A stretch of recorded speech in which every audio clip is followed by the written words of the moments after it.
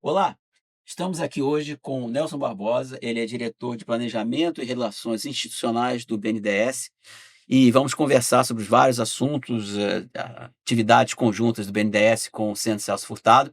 E queria, obviamente, o Nelson dispensa apresentações, mas ainda assim quero fazer uma pequena biografia sobre o Nelson Barbosa, economista que possui graduação e mestrado em Economia pela Universidade Federal do Rio de Janeiro e PhD em Economia pela New School for Social Research de Nova York. Ele atualmente ocupa o cargo de diretor de Planejamento e Relações Institucionais do BNDES. Ele foi ministro da Fazenda e Desenvolvimento Econômico no governo Dilma Rousseff. Ele é professor da FGV e da UNB. Nelson, obrigado por ter vindo, prazer estar aqui com você. Então, um dos fatos que tem marcado aqui a gestão do BNDES nesse período é uma retomada do contato do BNDES com a academia e uma série de iniciativas, várias delas que o Centro Safsat tem o prazer de estar fazendo com vocês. A gente já fez, já fizeram o patrocínio do nosso seminário, nosso não, ele é co-organizador do Demand Led, da UFRJ também. A gente tem um curso da Ampec de desenvolvimento que a gente fez no ano passado, esse ano vamos fazer uma segunda rodada, é um pequeno curso, né, de 3 aulas. Vocês já trouxeram, vou dizer alguns nomes, deixar vários de fora: o Stiglitz, Rajun Chang, James Galbraith, Mariana Mazzucato, Annie Roderick, Robert Wade, uma série de grandes acadêmicos que vieram aqui participar de seminários e eventos internacionais. Nessa, nessa toada de você, nessa volta do BNDES a pensar o Brasil, a discutir economia, a gente está, junto com o Censo Furtado, fazendo as primeiras semana, a primeira, porque é a primeira, mas a gente espera que haja várias na sequência, Semana de Economia Brasileira, BNDES e Centro Celso Furtado. A gente queria entrar aqui na página justamente para mostrar a semana, mas inicialmente o teu bom dia, tua, porque que horas o pessoal vai assistir, a gente não sabe.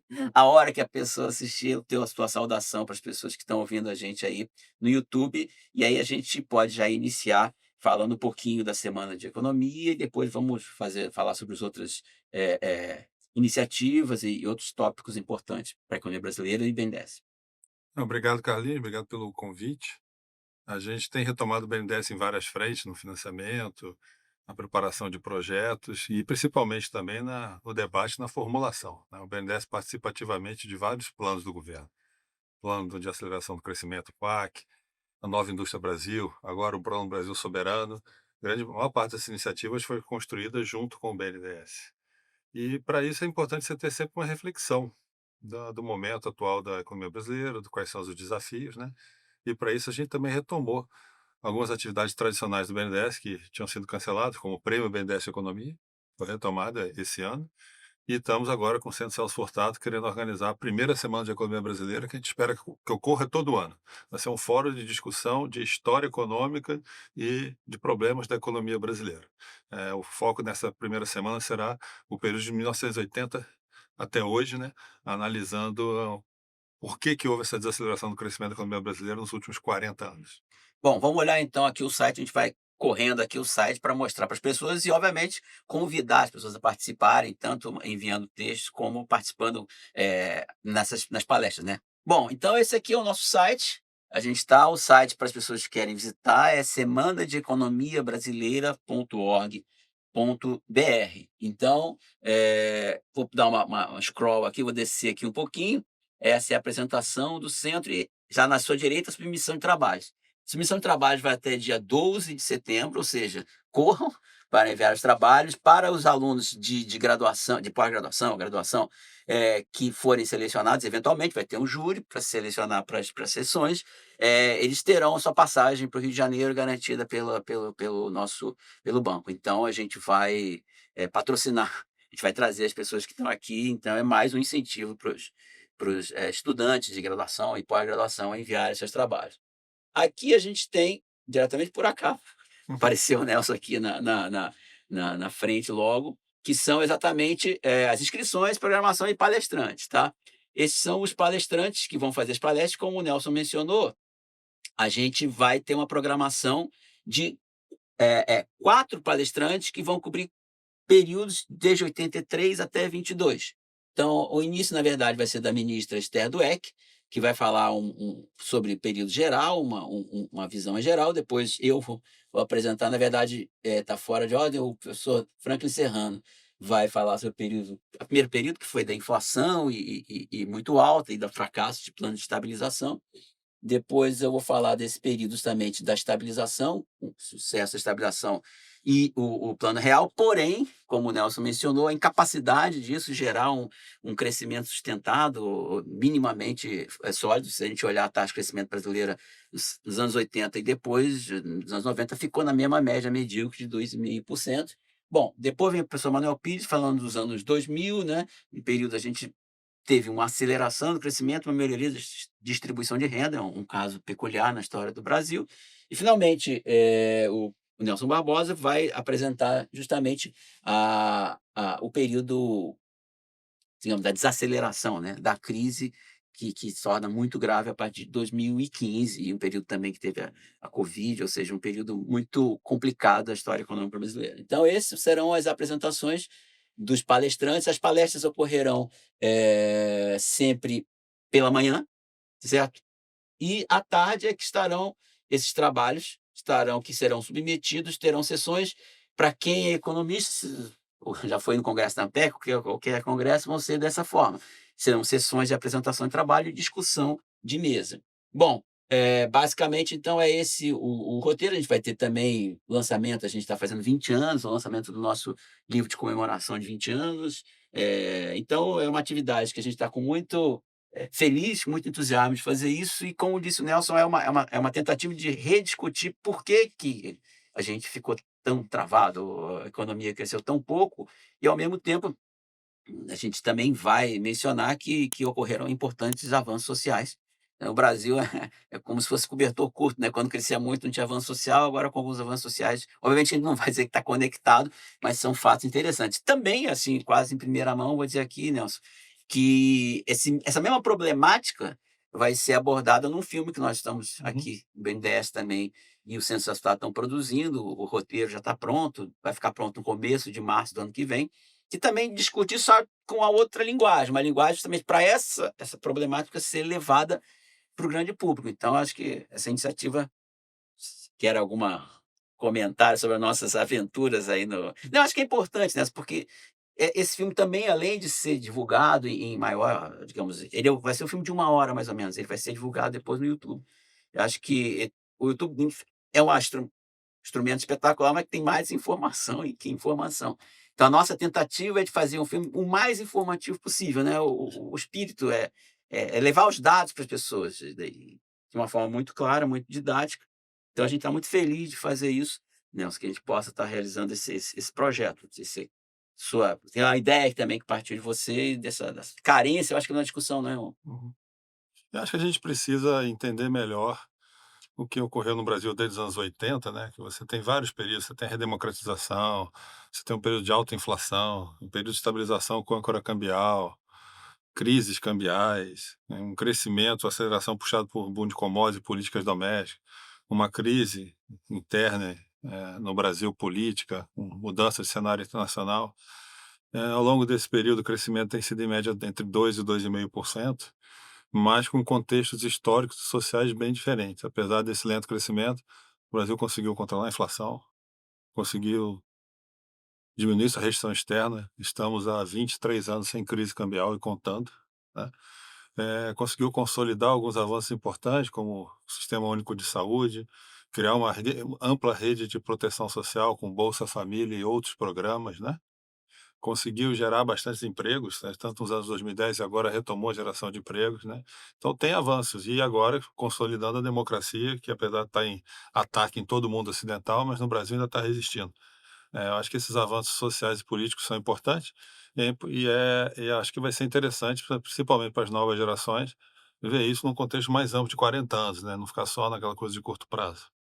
E é importante que a Semana da Economia Brasileira vai apresentar análise, terão artigos, cada um dos 4 de nós escreverá um artigo sobre cada década, né, E vai ser oitenta, é bom dizer, 90, né, esses artigos serão lançados depois num livro do Censo Furtado, e os melhores artigos selecionados entre os apresentados pelos que submeterem também. Então, além da semana, vai ter um livro publicado com esse artigo. e no modo de comunicação de hoje, não basta ter o livro, não basta ter o seminário, tem que ter o vídeo. Leia o livro e veja o vídeo, né. Veja o vídeo. Então a gente também está preparando uma espécie de documentário, se você quiser chamar assim, né, vai falar desses 40 anos. A ideia é traçar um pouco a evolução, botar imagens da época, não vai falar com um economista, vai ser uma narrativa e trazendo sempre que possível alguma experiência de alguma pessoa naquele momento. Qual foi a sua experiência durante a alta inflação dos anos 80? Qual foi a sua experiência quando o câmbio ficou parado no plano real? Qual foi a sua experiência nos anos 2000 com o crescimento, na crise dos anos 2015 e 16? Então isso tudo também vai ser, incluído nesse vídeo. Bom, muito bem, então acho que já falamos aqui bem das nossas iniciativas. Mais uma vez, convido as pessoas tanto importante, eu esqueci de falar onde vai ser o evento, está aqui pequenininho no nosso site, mas é o Palácio da Fazenda, que é aqui na Avenida Antônio Carlos, no Rio de Janeiro.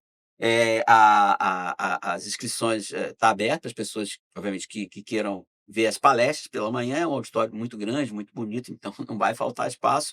E à tarde, obviamente, serão eventos mais acadêmicos, de discussão dos artigos enviados pelas as pessoas, pelos acadêmicos, estudantes que queiram enviar os artigos para serem submetidos à avaliação.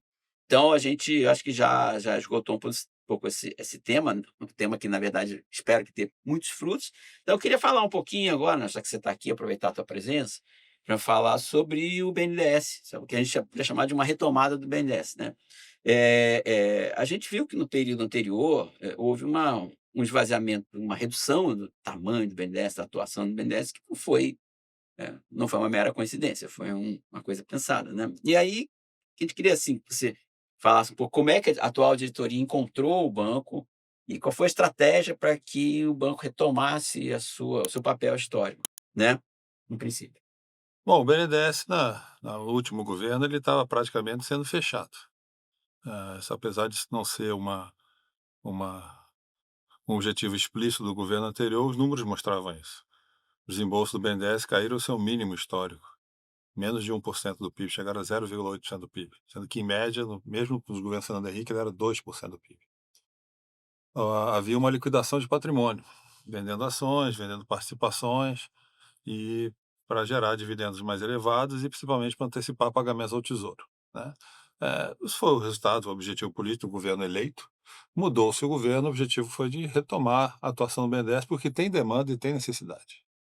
Então, nosso primeiro desafio foi restabelecer ali a liquidez do BNDES. Com isso a gente, negociou com o Tesouro Nacional uma repactuação do pré-pagamento das dívidas e voltou a fazer captações internacionais e voltou a aumentar os desembolsos. Então agora o BNDES é um banco de desenvolvimento, então ele empresta a médio e longo prazo. Então os desembolsos vêm crescendo gradualmente, mesmo com as taxas de juros sendo de mercado, 2/3 do que o BNDES empresta são feitas a taxa de juros de mercado, sem custo fiscal para o governo. É baseado ou na TLP, que é a taxa de 5 anos que o Tesouro paga, ou a Selic, ou uma taxa fixa equivalente à taxa de mercado. E mesmo com essas taxas de juros, os desembolsos vêm crescendo, porque tem uma demanda, da sociedade pelo papel, pela atuação do BNDES, principalmente na questão de prazo. Financiamentos de longo prazo em reais no Brasil, período de mais de 15 anos, período de 20, 30 anos, geralmente é só o BNDES que faz. O mercado, para fazer isso, cobra taxas muito altas, que é uma maneira educada de dizer que esse financiamento não será oferecido pelo mercado. E, do outro lado, Carlinhos, a parte de micro, pequena e média empresa, porque eles não têm acesso ao crédito de mercado. E aí, com a atuação do BNDES, e aí é muito importante a atuação de fundo garantidor, o BNDES administra o FGI, Fundo Garantidor de Investimento, criado pelo presidente Lula durante a crise de 2008, que depois ajudou o Brasil a atravessar a Covid e agora tem ajudado o acesso ao crédito a várias micro, pequenas e médias empresas. Então a gente tem retomado os desembolsos, eh, com esse foco de médio e longo prazo para infraestrutura, micro, pequenas e médias empresas, e aí nesse terceiro mandato do presidente Lula adicionando novos instrumentos. Teve o programa Nova Indústria Brasil, liderado pelo vice-presidente Alckmin, que conta com uma taxa de juros mais baixa para inovação, uma linha que a gente chama inovação TR, que você usa a taxa TR mais um spread. Isso tem sido muito importante para trazer vários projetos de inovação, P&D, laboratórios para o Brasil. E, em paralelo, foram criados 2 novos fundos, né? Um novo Fundo Clima, com aporte maior do Tesouro, para financiar infraestrutura ambiental, concessão de floresta, redução de emissões, energia renovável, transporte urbano, e o Fundo de Investimento em Infraestrutura Social, para financiar educação, saúde pública, e segurança pública, investimentos principalmente prefeitos e governadores.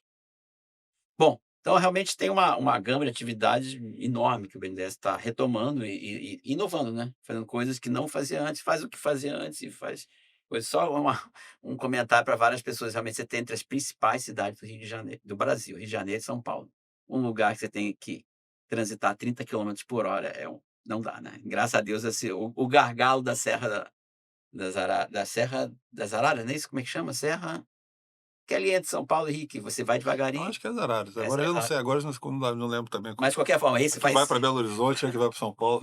esse aí vai ser pelo menos eliminado, se é uma velocidade normal. Serra do Mar. Se não, acho que essa bom, esse vai ser eliminado e as pessoas vão poder transitar normalmente, uma velocidade decente. Agora, ou seja, fora esse lado de então, de tradicional, inovações, novos setores, a questão muito importante do meio ambiente, mas obviamente para tudo isso tem que ter uma capacidade de captação enorme e como é que o BNDES está que obviamente tem limite, né, Uhum. das fontes institucionais, como é que está se virando ou tentando fazer a arquitetura financeira para ser capaz de financiar tantas frentes?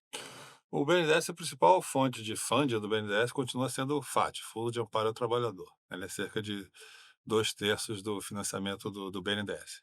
Então a gente opera o FAT, usa ele para investimento em infraestrutura, usa ele para financiamento de exportações, né, o FAT cambial, que também tem sido retomado. O BNDES aumentou bastante o financiamento das exportações industriais do Brasil. Nós temos também o Fundo da Maré Mercante, que tem sido verificado uma retomada. Aí, às vezes, as pessoas falam muito, pensam em navio petroleiro, plataforma. Tem isso, mas não é só isso. Tem muito também navio de transporte, de cabotagem, tanto em rede fluvial, aquelas barcaças fluviais, né? E navio de cabotagem e navio de apoio, que tem uma retomada dessa indústria no Brasil. As outras fontes de funding, como eu mencionei, são esses dois novos fundos que foram criados, o Fundo Clima e o Fundo de Investimento em Infrasocial. E, além disso, o BNDES tem buscado mais captações de mercado. No mercado internacional, haviam várias ofertas de financiamento para o BNDES quando a gente chegou no BNDES, a taxas competitivas. Quando eu falo competitivas, taxas que, quando você faz a conversão para reais fazendo hedge cambial, sai abaixo da Selic. E que não tinham sido tomadas. Não havia interesse da gestão anterior em tomar esse financiamento, provavelmente porque queriam encolher o banco. Nós retomamos essas negociações, a gente tem captado, em média, desde 2023, algo entre 2 a 3 bilhões de dólares por ano.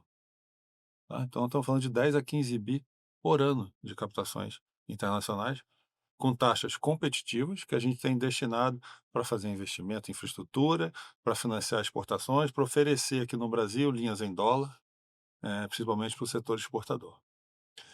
E o BNDES voltou a captar domesticamente agora com um instrumento novo, né? A partir de uma iniciativa do BNDES foi criada a Letra de Crédito do Desenvolvimento, LCD, que é uma letra de crédito que conta com isenção tributária ou com tributação mais favorecida, porque agora o Congresso está discutindo isso, né? É similar ao que o presidente Lula já tinha criado lá atrás para a agricultura, que era a LCA, e para o setor imobiliário, que era a LCI.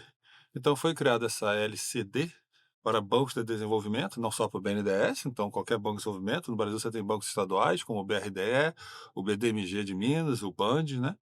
O BANDES do Espírito Santo. PNB também entraria nessa. Não, o BNB é comercial, né? O BNB é um estrutura de banco comercial.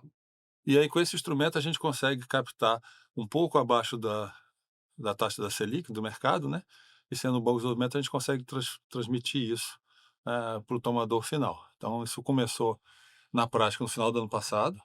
A gente tem autorização de captar cerca de 10 bilhões por ano, já captamos 19 bi. Então, são 19 bi a mais de recurso, a taxas de mercado, para financiar, principalmente como o prazo é geralmente mais curto, né, nessa LCD, de 5 a 10 anos, né?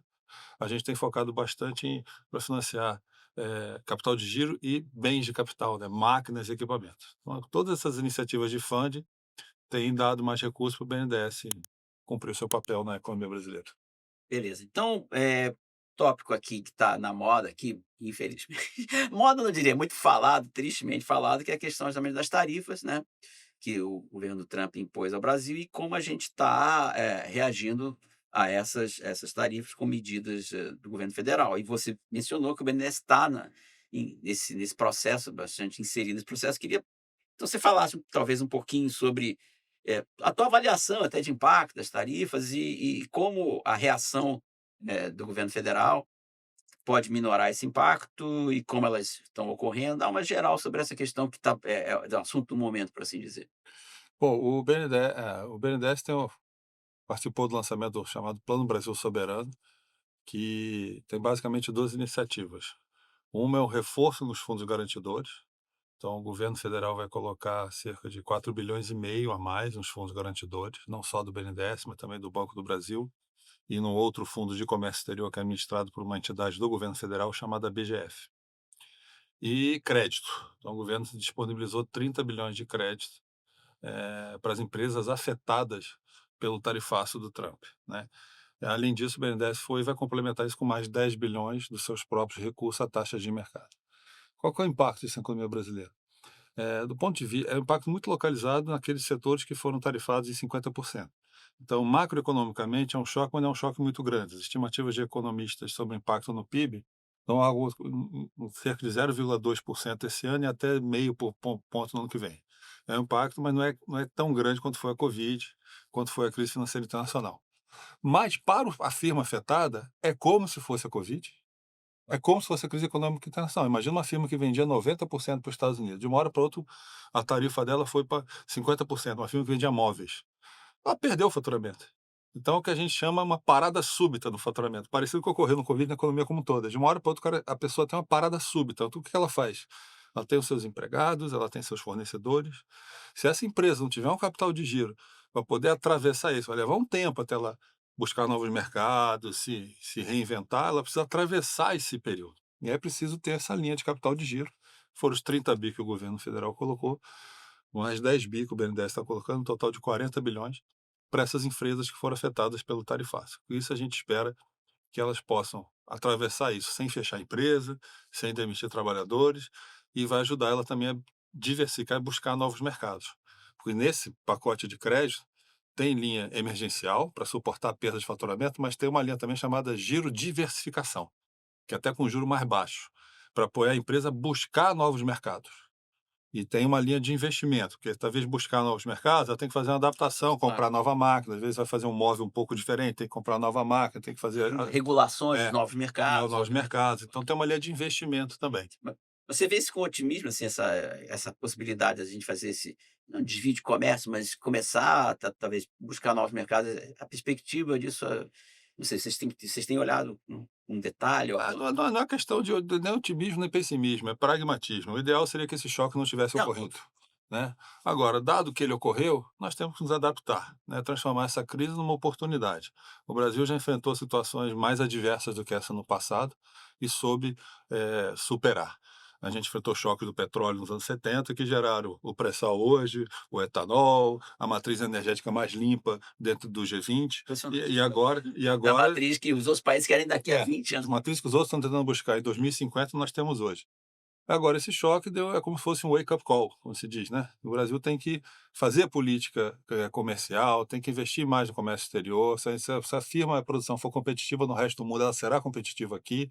E agora nós temos instrumentos para isso. Nessa nova era de política comercial, nessa retorno ao mercantilismo por parte de alguns países, né?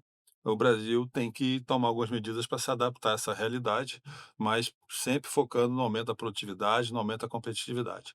E aí o BNDES, junto com o governo federal, está oferecendo essas linhas e a gente espera que isso leva tempo. No comércio exterior você não vira uma chave para outra, mas com o tempo a Você gente tem que acha arrumar que os compradores, isso. fazer os contatos, fazer a adaptação da produção. Mas o importante para o empresário, para o trabalhador, é o governo brasileiro eh, está está com os instrumentos para apoiá-los nessa transição. Tá. Bom, e basicamente acho que é uma coisa importante também discutir que são, instrumentos de crédito, né. Obviamente tem eventualmente algum impacto fiscal, mas isso é relativo ao volume, ao tamanho disso, bastante diminuto, né. É, você tem um impacto fiscal, porque esses empréstimos vão ser feitos com taxas de juros incentivadas, Claro, né, óbvio. então tem um custo para o Tesouro, que os economistas chamam de custo implícito, Uhum. mas como o presidente Mercadante colocou, isso é para compensar o prejuízo explícito causado pelo tarifaço, né, que você tem também um prejuízo explícito, não é culpa do produtor brasileiro, ele os Estados Unidos, por motivos domésticos, se eles que expliquem para os seus eleitores, adotaram um tarifaço que vai gerar um impacto negativo, não só sobre os americanos, que são os mais afetados, mas também em outros países. Então, todos os países do mundo estão tomando medidas para ajudar a sua economia a se adaptar, não é só o Brasil. Tá? Claro, não, vários países estão Teve sendo medidas afetados desse por isso, tipo né. no Japão, teve medidas desse tipo na Alemanha, e o Brasil é mais um país que está fazendo isso dentro das nossas possibilidades. Eu acho também um ponto, só para a gente talvez, ir encaminhando para o fim da conversa, digamos, se até pelo que foi feito no BNDES recentemente, havia ainda um eco de excessiva liberalização, de retirada do Estado na economia nesse sentido de incentivo, de criar incentivar setores, aumentar a produtividade. Os últimos anos que a gente tem visto na Europa, nos Estados Unidos, antes obviamente antes do Trump, já tinha o Anti-Inflationary Act lá, que eram medidas explícitas de política industrial com o governo Biden. E como você está mencionando o Japão, sem falar da China, não precisa nem fazer muitos comentários sobre isso. Mas eu acho que digamos assim, há um novo clima, até pela questão, como você falou, novo mercantilista, no mundo, de explicitar que políticas industriais são importantes, são fundamentais, e vão ser fundamentais nesse clima, digamos, de embate, né, geopolítico e geoeconômico. Eu acho que então, as pessoas deviam olhar um pouquinho para fora, né, olhar o que está acontecendo no mundo antes e para entender, quer dizer, o BNDES nunca parou, o mundo na verdade nunca parou, mas ficava meio implícito, agora se explicitou e a gente, né, se tem, digamos, hipoteticamente, um acordo internacional justificando essa abertura. Acho que é importante a gente discutir que não é uma coisa, uma atitude estranha, brasileira, original, fora de moda. Nós estamos, digamos assim, seguindo a onda, seguindo o que está dominante nas políticas internacionais. Acho que isso é um ponto importante, que acho que nem sempre isso fica muito claro, acho que no debate público. É, tem aquela piada, né, que as ideias, quando ficam velhas lá fora, vêm morrer no Brasil, né? O consenso de Washington não é consenso em Washington há mais de 20 anos, mas aqui no Brasil ainda é o paradigma de vários economistas e centros de pesquisa. Acho que ficou claro nesse início do século XXI, a gente está completando o primeiro quarto, lembra da Conceição? Está completando o fim do começo do século XX, estamos no fim do começo do século XXI. E fica claro que a gente está vivendo três transições que são muito grandes e muito estruturais para o mercado lidar com elas sozinho.